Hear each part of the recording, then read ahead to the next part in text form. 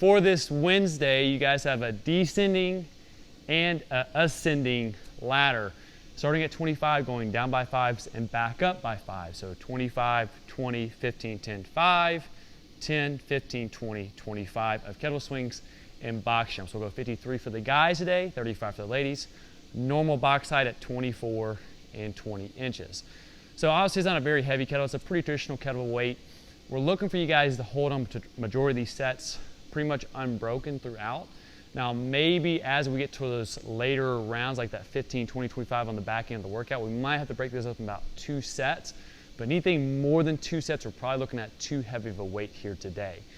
It's not a very technical workout today. It's just about a matter of swinging it before you want to, holding on maybe for a few more reps than you want to, and continually get on that box and jumping consistently throughout.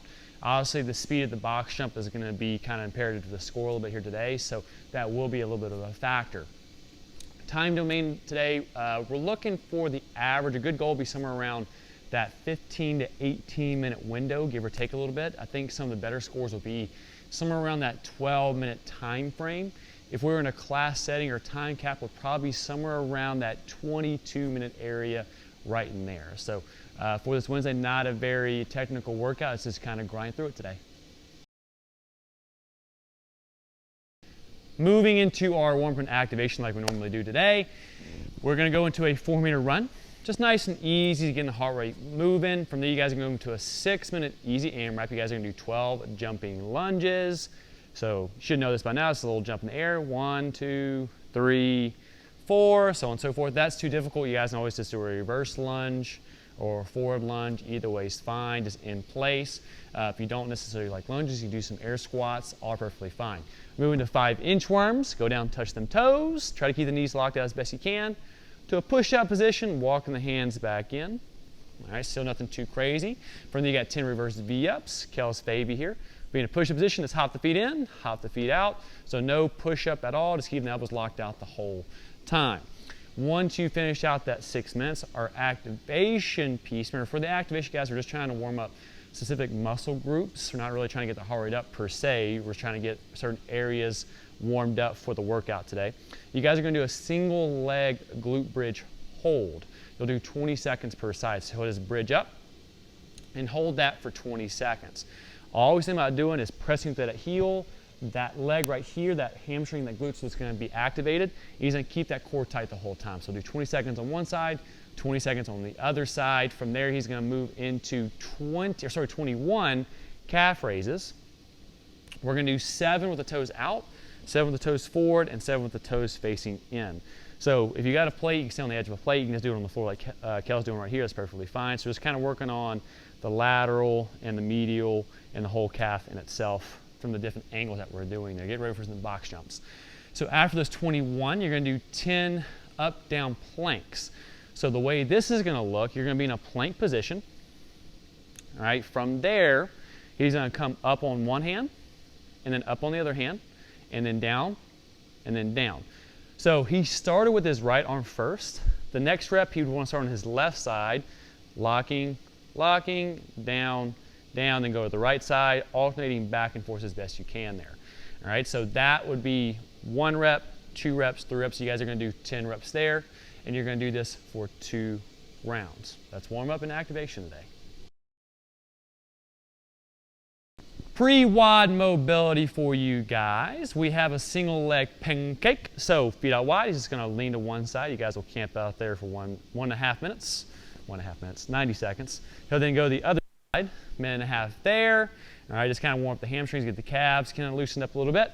From there, he'll move to the wall. We're going to do a little overhead wall stretch. We're going to do kind of that on and off. So he'll think about driving the chest down for 10 seconds. Relaxing for 5 seconds. You're going to do that for 4 rounds. As we do this, think about taking a breath in and exhaling it out for that 10-second hold, and then inhaling back in for 5 seconds, and then repeating that cycle for 4 rounds. All right, and that is our pre-WOD mobility. Movement demo today, not a very complicated day by any means. So we have kettlebell swings and box jumps. For the box jumps, guys, if you don't happen to have a box, We're going to show you guys a couple different options here, but you can do steps as needed if you don't feel comfortable with jump. So we're going to talk about the kettlebell swing first. So it will be an American swing. That means going all the way overhead. So kind of turn to the side from the kettlebell. All right, so the biggest thing is make sure we're hinging properly. So as he hinges back, all right, you're thinking about descending the hips back, the shins are going to stay vertical and the spine's going to stay neutral. He's keeping that kettlebell close to the body. He's like going to uppercut that kettlebell with his hips.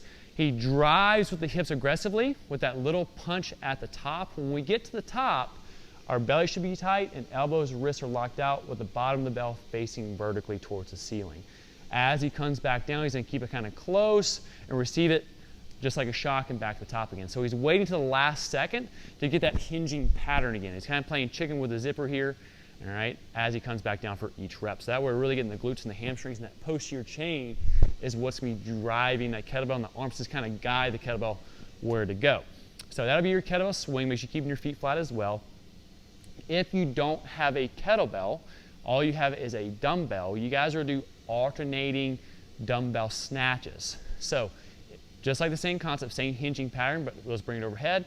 He'll then, from there, if he can, change arms. All right, he could do that like so. Notice he's kind of coming to the shoulder and then kind of pushing into the hand.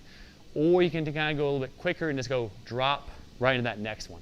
So that'll be your option there. Now, if you don't feel comfortable with changing arms, you guys could do half, like say the round 25, do 13 on one side and then 12 on the other side without changing in the air. Either way is fine, it's really your call. Alternating would be a little bit better of an option, but it's really just by preference there. So that'll be your kettlebell or dumbbell options. From there you got box jumps. If you don't have a box, you guys will do lateral hops. Now, with the lateral hop here today, obviously a lateral hop is going to be a lot quicker than a box jump. So what we're going to do, you can either think of this one of two ways. There and back could be one rep and you do the same exact rep scheme, or you're going to double the reps for the lateral hops. So for Kel, he's just going to jump over. That'd be 1, 2, 3, 4. Okay, so for the first round, he had to do 50 of those. Now, if he didn't, or you could do like 1, 2, 3, however he wants to count it, that'd be 25. But so that's how you're going to substitute out the box jump. Now, if you don't want to do that option, we throw this option out last time. So you guys could do a broad jump instead.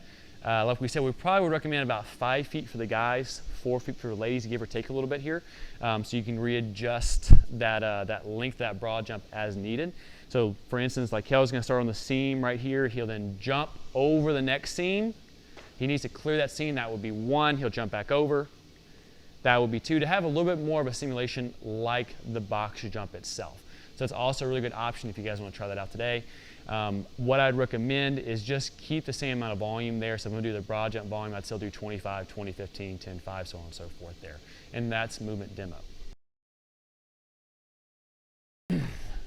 So extra credit and post-workout mobility today. Since we already have a box out, you guys are going to do some weighted box step-ups. So the way it's going to look here is you can have a pair of dumbbells or a pair of kettlebells or just one, either way is fine. You guys are going to do 8 and 8 per side. So what we're looking for when we're doing these box step-ups is once Kel puts his foot on top of the box, all right, like so, he wants to only use this leg to help get him on top of the box. So he'll stand up all the way fully before the other leg even touches the box. I know it's kind of tough because you have the low box kind of demoing, but what we don't want to see is kind of a little assistance by the other foot, so kind of show that what that look like. So show assistance, so kind of like, then try to stand up. Yeah, so that would be kind of like his other leg assisting him to get to the top extended position. We want to fully stand all the way up before the other leg hits the box like so. So you do 8 on one leg, 8 on the other leg. So Kel's kind of putting the dumbbell behind his head. He could do that. He could hold in the front rack position. If he has a pair of dumbbells or a pair of kettlebells, he can just hold them down by his side. He doesn't be necessarily in the front rack position. It's really your call here today. Once you finish out those 8 box step-ups, you're going to move into an AMRAP, as many reps as possible, of diamond push-ups. So we're going to try to bring the hands in relatively close. If you got maybe some tight wrists, you might go a little bit wider, but the main concept is trying to bring the hands a little bit lower to get a little bit more inner pec and tricep work here. We've got Murph coming up. So we'll be in this push-up position. All right, everything still stays the same. Shoulders will start to travel forward. Chest can make contact on your hands to that fully locked out position. You want to keep everything in a straight line. the butt and the chest both rise up at the same time. You can modify as needed, guys. You can elevate your hands up on a box, whatever it may be, some type of surface to help get that good body position. If you only can do like 4 or 5 reps, that's still perfectly fine. You're still getting a good amount of work in. So that's extra credit. You guys will go through 3 sets of that.